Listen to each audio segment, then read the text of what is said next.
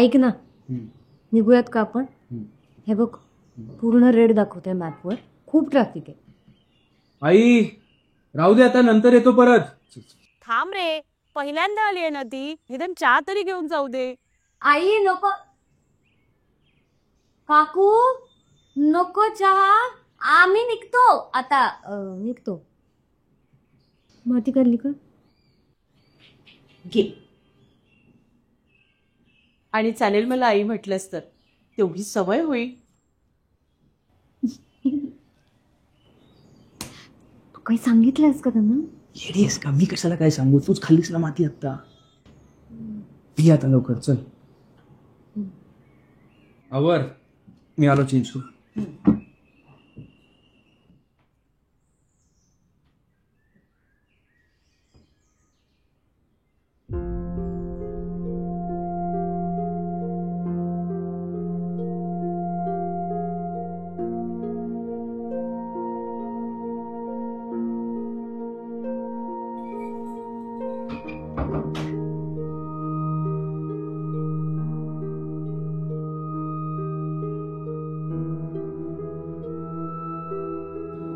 मला जज करणार नसेल तर एक विचारू का? तुझ्या घरात बाबासाहेबांचा फोटो तू ओपन मध्ये आहेस ना, मग आणि तुला माहितीये मला या गोष्टींचा काही फरक पडत नाही आणि माझे विचार कसे आहेत. मी लिबरल आहे आणि आय बिलीव्ह इन इक्वालिटी आणि मी ऍब्सोल्युटली डिस्क्रिमिनेट नाही करत. माहिती ठीक आहे, इतकं काय एक्सप्लेन करतेस? नाही एक्सप्लेन नाही, but you know me right. हा, मग why Babasaheb? Why not Babasaheb?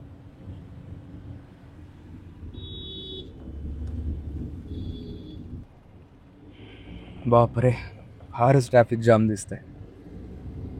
बघ जरा किती वेळ आहे, सगळं रेड दिसतंय.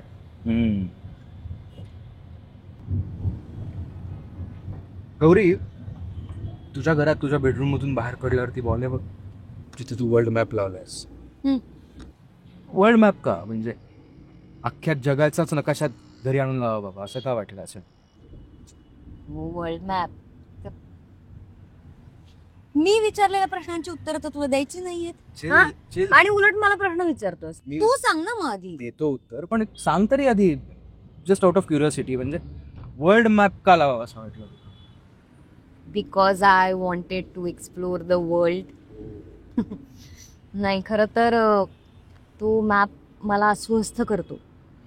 मला असं वाटलं ना की मी खूप काहीतरी अचीव केलंय आणि मी किती भारी आहे वगैरे, तर तो मॅप मला जागेवर आणतो. तो मला म्हणतो की हॅलो बाई, जग खूप मोठं आहे, तुला खूप काही शिकायचं आहे, सो जरा चिल घे.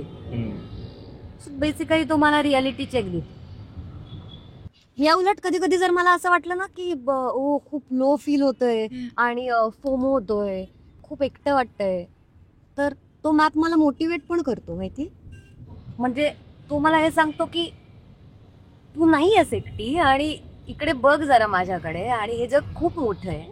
So sky is the limit for you. Be limitless, be exceptional. उठ आणि कामाला लाग आता. आय थिंक तो मॅप माझ्यासाठी फ्रेंड, फिलॉसॉफर, गाईड आहे. क्या बात आहे.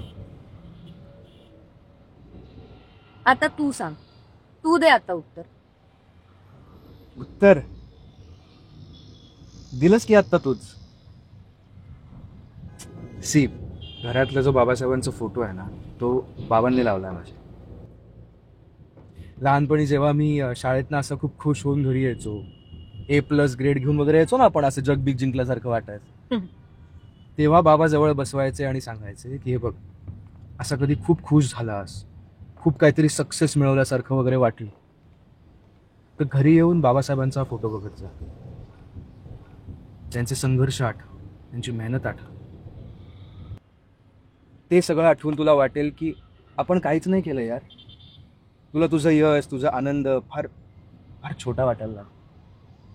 किंवा व्हायसा वर्षा, म्हणजे कधी निराश होऊन घरी आलो, कधी फोमो झाला, असं वाटलं की बॉस यार सगळं जग संपलंय, म्हणजे आता काही पुढे दिसतच नाहीये, तर तेव्हाही बाबा हेच समजवायचे की हा महामानवाचा फोटो बघ. आणि तेव्हा बाबासाहेब तुला का जगायचं ते शिकवते. काटा आला बघ अंगावर. म्हणजे कसं सांगू तुला. आणि फोमो फोमो हे सगळे शब्द आपण आत्ता काढलेले. त्या काळात ज्या समाजाला सगळ्यात जास्त फिअर ऑफ मिसिंग आउट होतं, अशा समाजातल्या लोकांना बाबासाहेबांनी दिशा दाखवली, संविधानामध्ये बरोबरीचे अधिकार दिले. म्हणजे ग्रेट.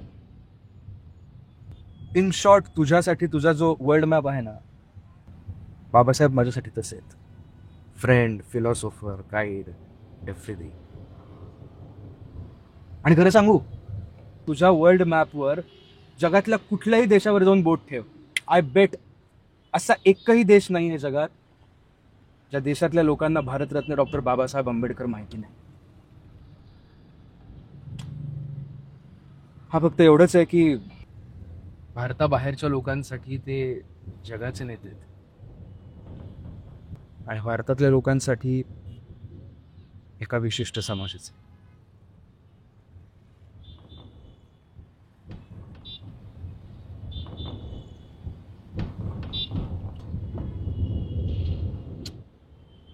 झालं का ट्रॅफिक क्लिअर? झालं का ट्रॅफिक क्लिअर? हो, सगळं ब्लू दिसतंय.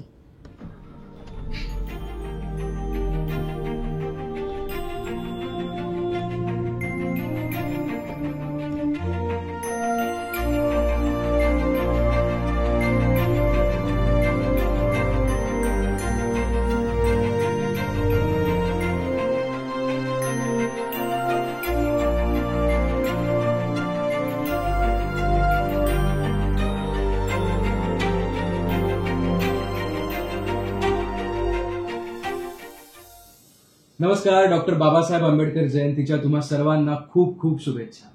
कशी वाटली आपली शॉर्ट फिल्म? कशी वाटली काय? आवडलीच असणार. सो शॉर्ट फिल्म आवडली आहे हे कमेंटमध्ये आम्हाला नक्की कळवा आणि जास्तीत जास्त लोकांपर्यंत शॉर्ट फिल्म शेअर करा. ही फक्त आमच्यासाठी शॉर्ट फिल्म नाहीये, हा आसोवाचा आणि आमचा त्यामागचा एक विचार आहे. हा विचार तुम्हाला कसा वाटला हे आम्हाला प्लीज कळवा. ऍब्सोल्युटली. आणि आपलं असोवा चॅनल हे आपल्या सगळ्यांसाठी वेगवेगळे विषय, वेगवेगळे विचार घेऊन येत असतं डिजिटल माध्यमामधून. त्यामुळे आपल्या असोवा चॅनलला नक्की सबस्क्राईब करा, शॉर्ट फिल्म शेअर करा आणि असोवाचं फेसबुक पेज लाईक करा. थँक्यू.